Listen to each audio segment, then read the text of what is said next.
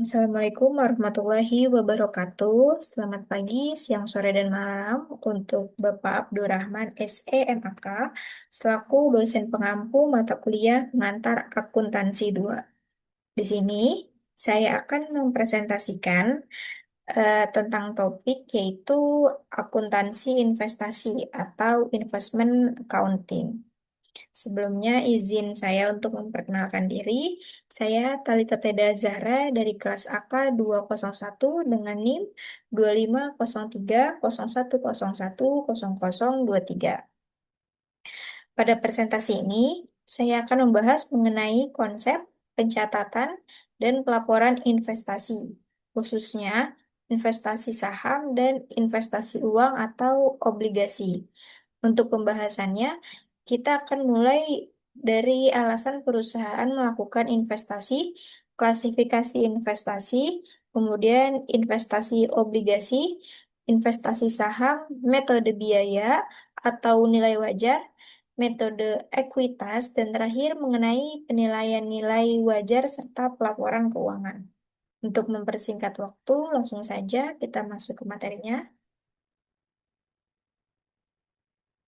Baik, sebelumnya ada tujuan pembelajaran. Yang pertama yaitu kita perlu memahami alasan perusahaan melakukan investasi pada instrumen keuangan. Kedua, kita akan membedakan antara investasi jangka pendek dan investasi jangka panjang.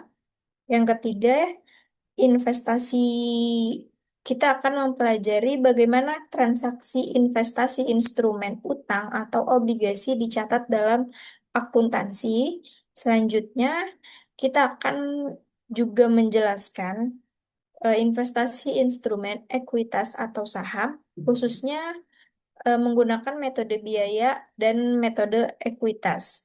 Dan yang terakhir, kita akan memahami bagaimana investasi disajikan dan dilaporkan dalam laporan keuangan sesuai dengan standar akuntansi yang berlaku.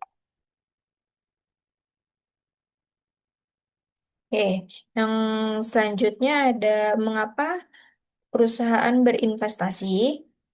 Salah satu alasannya adalah untuk mengelola kas kas menganggur atau idle kas. Jadi, daripada kas perusahaan hanya disimpan dan tidak menghasilkan apa-apa, perusahaan dapat menginvestasikannya untuk memperoleh tambahan pendapatan, misalnya dari bunga dan dividen. Selain itu, investasi juga dilakukan untuk memperoleh retur atau pendapatan investasi. Return tersebut dapat berupa dividen, pendapatan bunga, maupun keuntungan dari kenaikan harga investasi atau yang biasa disebut capital gain. Investasi juga dapat memiliki tujuan lebih strategis. Misalnya, perusahaan melakukan investasi untuk mengamankan pasokan bahan baku atau saluran distribusi. Kemudian, perusahaan juga dapat berinvestasi untuk menguasai atau memberikan pengaruh terhadap perusahaan lain sebagai bentuk kemitraan strategis. Bahkan, investasi dapat menjadi salah satu cara perusahaan melakukan ekspansi bisnis melalui akuisisi, akuisisi terhadap entitas lain.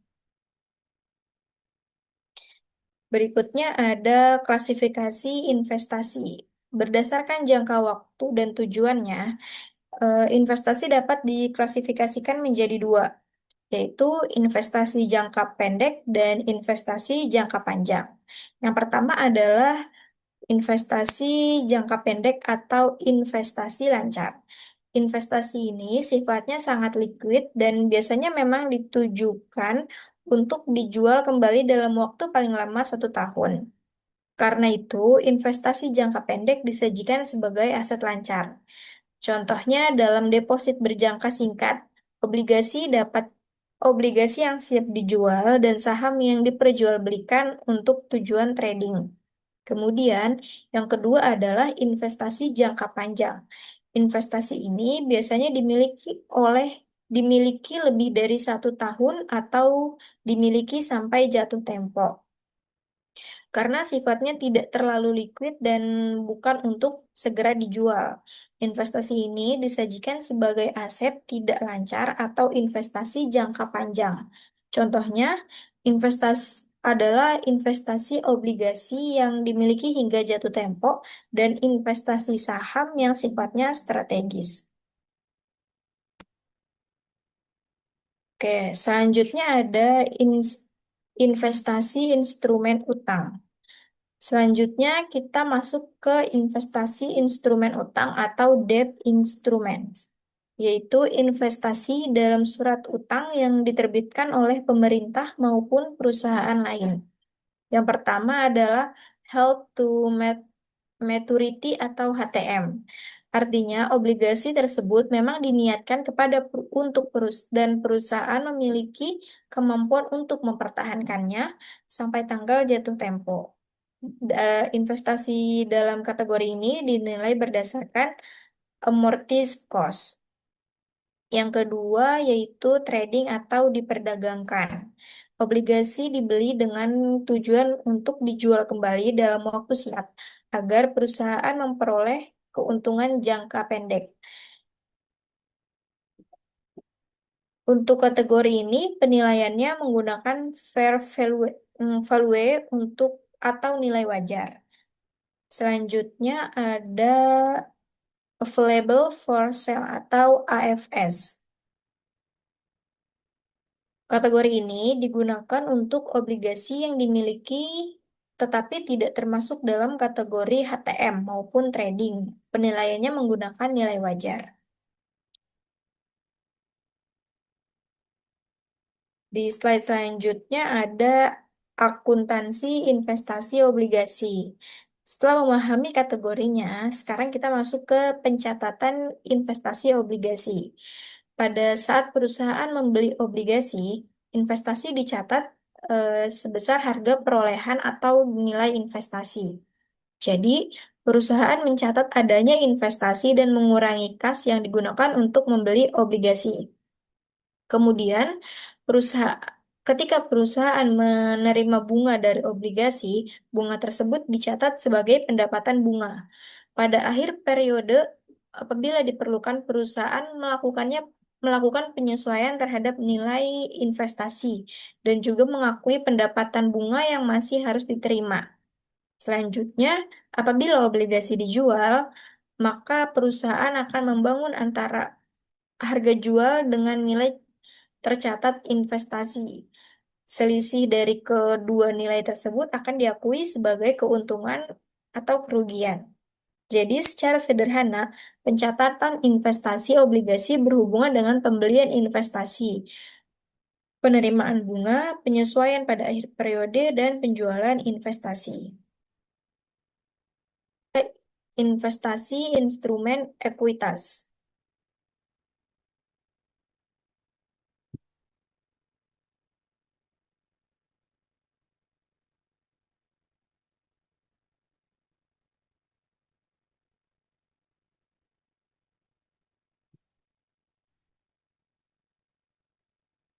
Oke.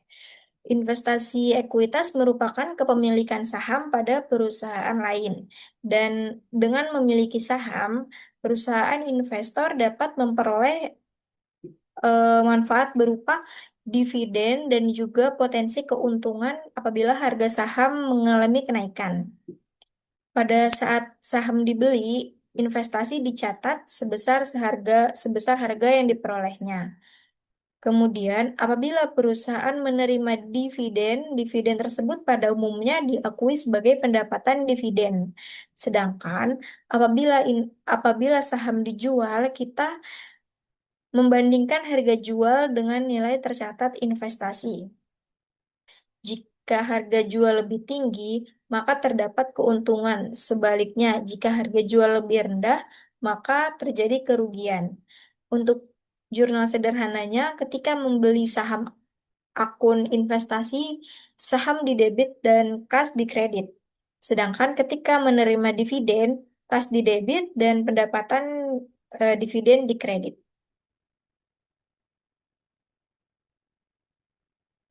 Lalu ada metode biaya atau nilai wajar. Metode ini digunakan ketika investor memiliki kurang dari 20% saham perusahaan investi dan tidak mempunyai pengaruh signifikan terhadap perusahaan tersebut. Pada awalnya, investasi dicatat sebesar harga perolehan. Kemudian, apabila investor menerima dividen, dividen tersebut diakui sebagai pendapatannya. Pada akhir periode, investasi dapat disesuaikan berdasarkan nilai wajar sesuai dengan klasifikasi investasi tersebut.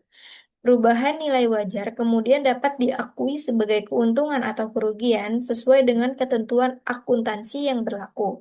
Jadi, inti dari metode ini adalah investor belum mempunyai pengaruh signifikan terhadap perusahaan yang sahamnya dimiliki. Selanjutnya, kita masuk ke metode ekuitas, yaitu kepemilikan sekitar 20-50%. Metode ekuitas digunakan ketika investor memiliki 20-50% saham perusahaan investi. Presentase kepemilikan ini umumnya menunjukkan bahwa investor mempunyai pengaruh signifikan terhadap perusahaan tersebut. Pada awal investasi, saham tetap dicatat sebesar harga perolehan. Namun, setelah dinilai investasi, akan disesuaikan berdasarkan perubahan ekuitas perusahaan investi. Sebaliknya, jika investi mengalami kerugian, nilai investasi akan dikurangi sesuai dengan kerugian yang menjadi hak investor. Kemudian, apabila memberi dividen akan mempengaruhi nilai tercatat investasi. Jadi, hal yang paling penting untuk diingat adalah pada metode ekuitas, nilai investasi ikut mencerminkan bagian investor atas perubahan ekuitas perusahaan investi. Lalu ada contoh metode ekuitas.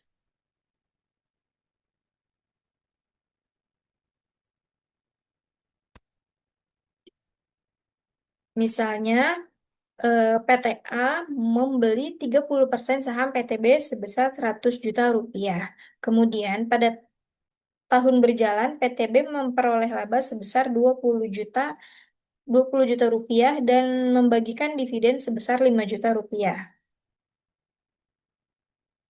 Oke. Karena PTA memiliki karena PTA memiliki 30% saham, maka bagian laba menjadi hak PTA adalah 30% dikali 20 juta yaitu 6 juta rupiah. Sedangkan sedangkan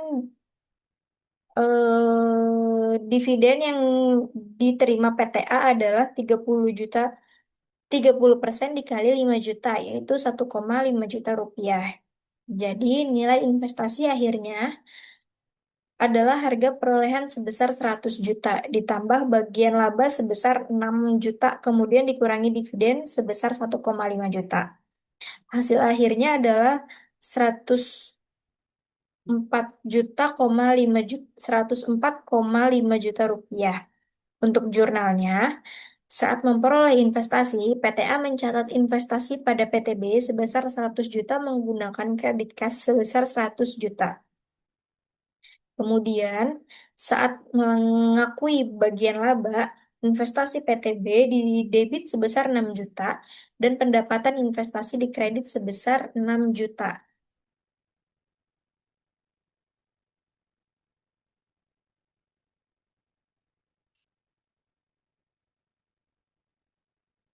6 juta.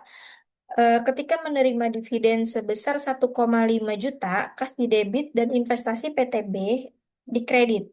Jadi rumus sederhananya adalah nilai investasi sama dengan harga perolehan ditambah bagian laba. Kemudian dikurangi bagian dividen dan rugi atau penyesuaian lainnya. Lalu ada penilaian nilai wajar dan pelaporan keuangan. Nilai wajar atau fair value adalah harga yang akan diterima ketika menjual suatu aset atau harga yang dibayarkan untuk mengalihkan suatu liabilitas dalam transaksi normal pada tanggal pengukuran. Tujuan menggunakan nilai wajar agar informasi dalam laporan keuangan menjadi lebih relevan dan dapat mencerminkan kondisi pasar terkini. Pada umumnya, nilai wajar ditentukan berdasarkan harga pasar yang dapat diobservasi. Namun, apabila harga pasar tidak tersedia, perusahaan dapat menggunakan teknik penilaian tertentu, misalnya menggunakan arus kas yang didiskonkan. Lalu, dalam laporan keuangan, investasi yang diukur berdasarkan nilai wajar akan disajikan sesuai nilai wajarnya pada tanggal pelaporan. Perubahan nilai wajar tersebut dapat diakui sebagai keuntungan atau kerugian dalam laba, rugi maupun penghasilan komprehensif lain, tergantung pada klasifikasi instrumen keuangannya. Jadi, secara sederhana, penggunaan nilai wajar bertujuan agar nilai investasi yang dilaporkan dapat mencerminkan kondisi pasar pada tanggal laporan, sehingga laporan keuangan menjadi lebih relevan dan transparan.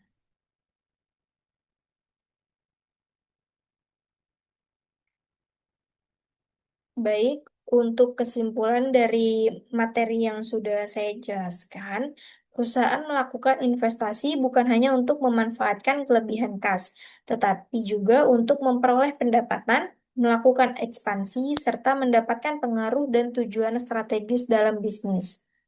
Untuk investasi instrumen utang, akuntansinya terutama berkaitan dengan penerimaan bunga, klasifikasi investasi, serta perlakuan terhadap investasi sesuai dengan tujuan kepemilikannya. Sedangkan untuk investasi saham, perlakuan akuntansinya sangat dipengaruhi oleh persentase kepemilikan dan tingkat pengaruh investor terhadap perusahaan investi.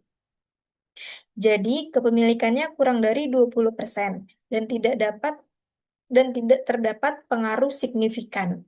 Digunakan pendekatan metode biaya atau nilai wajar sesuai klasifikasinya. Sedangkan jika kepemilikannya berada pada 20-50% dan terdapat pengaruh yang signifikan, maka digunakan metode ekuitas. Jadi, jadi hal penting yang perlu kita pahami adalah tujuan investi, jenis instrumen, jangka waktu, dan persentase kepemilikan atau menentukan bagaimana investasi terjadi tersebut dicatat dan diperoleh dalam laporan keuangan. Oke, demikian presentasi dari saya. Kurang lebihnya mohon maaf. Assalamualaikum warahmatullahi wabarakatuh.